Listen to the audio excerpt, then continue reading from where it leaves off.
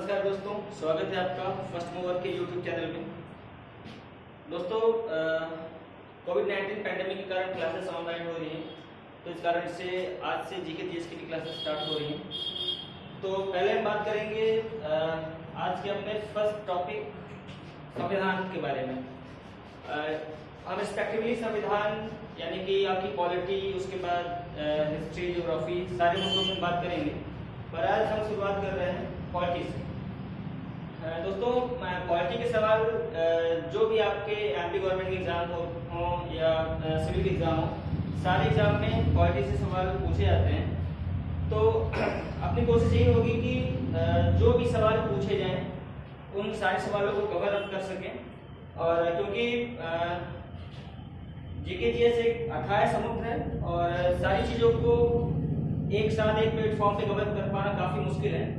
तो कोशिश यही होगी कि जो भी चीज़ें पूछी जाएं उन सबको हम कवर कर पाएं। तो आज हम अपने पॉलिटी का पहला चैप्टर, वेरी फर्स्ट चैप्टर, जिसको आप एक इंट्रोडक्शन क्लास कह सकते हैं, वो हम कर रहे हैं।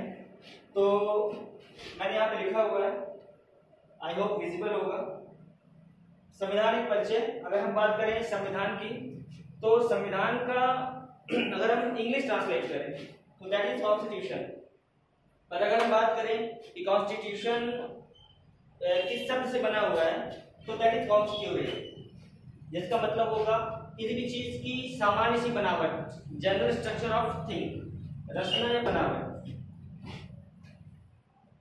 दोस्तों, किसी भी देश को चलाने के लिए, किसी भी राज्य को चलाने के लिए कुछ नियम और कायदों का एक संकलन किया गया है, जिसको हमने एक सामान्य सी भाषा में संविधान कह दिया है। समय समय पर संविधान के हमने कई वर्गीकरण भी किए हैं और इनसे सवाल पूछे भी गए हैं। जो आपके एमपी पुलिस या एसआई में सवाल आए हैं, तो इस टॉपिक से सवाल पूछे भी गए हैं।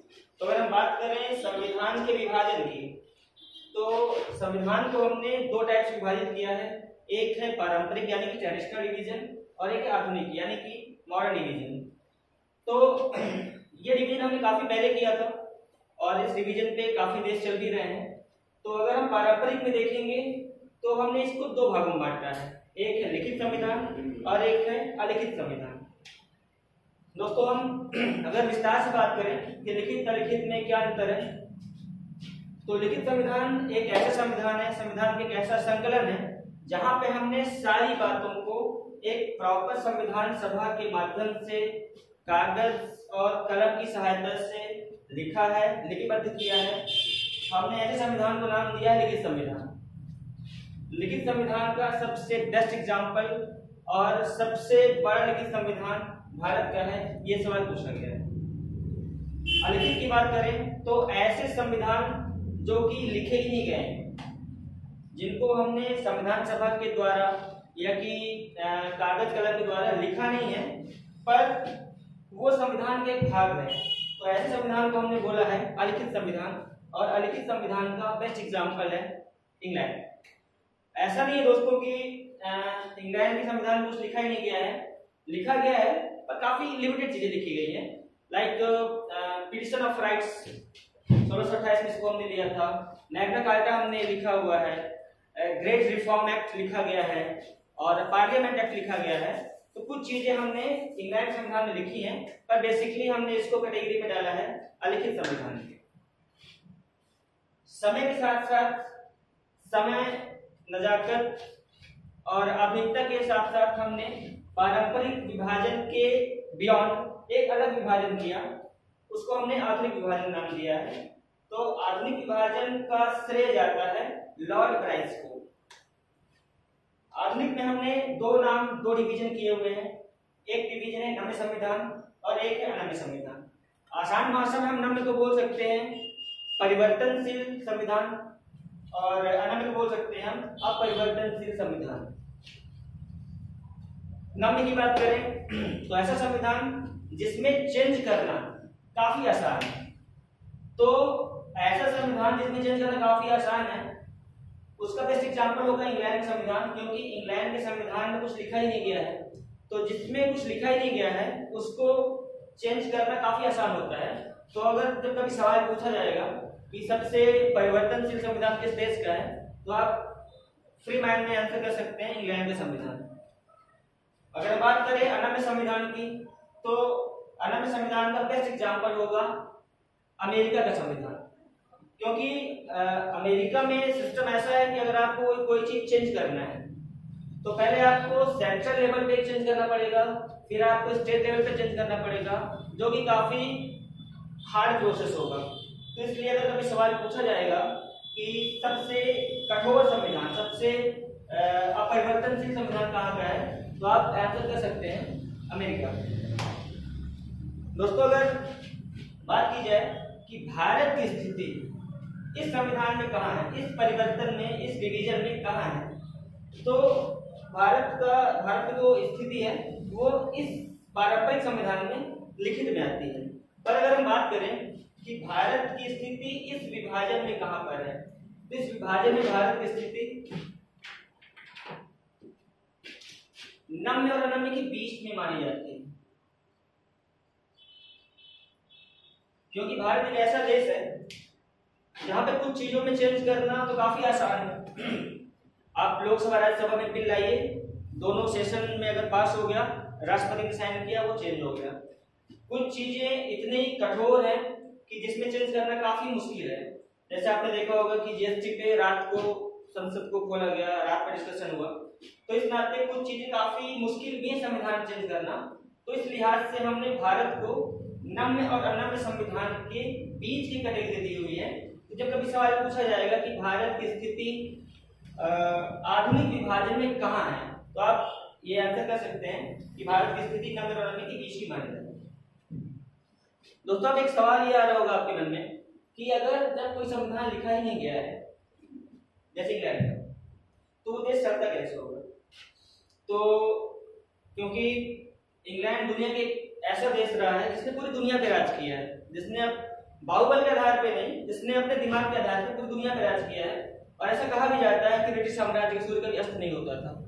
तो उन्होंने अपने दिमाग के बल पर काफी देशों पे कब्जा किया, लगभग पूरी पृथ्वी पर इनका कब्जा था एक समय तक। तो इंग्लैंड काफी पढ़ा लिखा, काफी समझदार देश है। तो ऐसा देश जिसका संविधान लिखा ही नहीं गया है और वो आज भी चल रहा है, काफी अच्छे तरीके से ऑपरेट हो रहा है। तो यहाँ पर हम बात करेंगे इंग्लैंड की, संविधान जब लिखा ही नहीं गया, देश चल कैसे रहा है। तो यहाँ पर कुछ चीजें लिखी गई, जैसे मैंने आपको बताया था, डिक्लेरेशन ऑफ राइट्स लिखे गए हैं, मैग्ना कार्टा लिखा गया है, और पार्लियामेंट एक्ट लिखा गया है, ग्रेट रिफॉर्म एक्ट लिखा गया है। तो ऐसे संविधान जो किसी अवधारणा, किसी रीति रिवाज, किसी परंपरा, उस पर आधारित होते हैं, ऐसे देश को हमने बोला है अलिखित संविधान वाला देश। तो यहाँ पर हमने कुछ चीजों को लिखा नहीं गया है, कुछ चीजों को हमने लिखा नहीं है, पर हमने पुरानी परंपरा, पुराने नियम कायदे, पुराने अवधारणाएं, हमने उसको एग्जाम्पल मान के हमने संविधान को यहाँ पे पूरा किया है। हमने माना हुआ है कि जैसे एग्जाम्पल के लिए आप ले लो कि जैसे मान लीजिए कि अपने यहाँ पे खून देने की सजा फांसी या कि उम्र कैद है, तो हमने इस चीज को अपने यहाँ पे लिखा हुआ है। पर इंग्लैंड जब अभी कभी ऐसा केस आएगा ना, तो हम ना 10 साल पहले एग्जाम्पल ले लेंगे कि 10 साल पहले खून की सजा वहां पे 2 साल की सजा दी गई थी, तो आप भी 2 साल की सजा दो। तो हमने 10 साल पहले की एक पूरा धारणा ले ली है। तो इंग्लैंड का जो संविधान है वो पूरा धारणाओं पर आधारित होगा। तो क्योंकि ऐसे अलिखित चीजें पर समझदार देश, पढ़े लिखे देश में ही माने जाते हैं, अपने देश में लिखित संविधान का ज्यादा लिखा है। दोस्तों क्योंकि वीडियो में चीजों को काफी आसानी से, काफी तेजी से बता दिया जाता है, पर जब आप इसे वीडियो को देखेंगे और जब आप इसे नोट डाउन करेंगे तो आप विस्तृत रूप से संविधान एक टॉपिक डाल के कॉन्स्टिट्यूशन की परिभाषा लिखकर, जैसे मैंने आपको बताया अभी पहले, उसके बाद एक आप हेडिंग डालेंगे वर्गीकरण का, वर्गीकरण के बाद आप इसके 2 भाग करेंगे, भाग 1, भाग 2, और पारंपरिक में हमने 2 भागों में बांटा है। सवाल ये भी पूछा जा सकता है कि पारंपरिक संविधान के कितने विभाजन हैं, तो उसके 2 विभाजन हैं, ए और बी। और पूछा जाएगा कि आधुनिक संविधान के कितने विभाजन किए गए हैं, तो इसके भी 2 किए गए हैं, ए बी। तो आपके एक परिभाषा, एक वर्गीकरण, दो हेडिंग आप यहाँ से बन जाएंगी। और लास्ट में इस चैप्टर से रिगार्डिंग कुछ ऐसे शब्द हैं जिनको जानना जरूरी है। एक शब्द है अभिसमय, एक शब्द है उपसंधि और एक शब्द है सम्मेलन। दोस्तों अभिसमय का मतलब हो जाएगा कि ऐसे नियम कायदे, ऐसे अवधारणाएं, ऐसे एग्जाम्पल जो कि संविधान का हिस्सा तो नहीं है पर संविधान के हिस्से से कम भी नहीं। तो यहां से एक सवाल निकल कर ये आता है कि कौन सा देश अभिसमय पर आधारित है। मैंने पहले बताया हुआ है कि अभिसमय पर आधारित देश इंग्लैंड है, क्योंकि यहाँ पे कुछ लिखा ही नहीं है।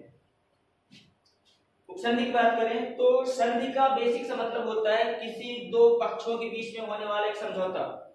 तो उपसंधि का इंग्लिश हो जाएगा प्रोटोकॉल। तो प्रोटोकॉल का मतलब हो जाएगा कि कोई एक ऐसा आदेश जो कि सर्वमान्य हो और उसको राज्यों ने अपने अपने तरीके से इंप्लीमेंट कर लिया है, तो उसको हमने नाम दिया है उपसंधि, इंग्लिश में बोलते हैं इसको प्रोटोकॉल। सम्मेलन की बात करें तो सम्मेलन का मतलब हो जाएगा, ये बेसिकली सम्मेलन का यूज हमने किया है अमेरिका में।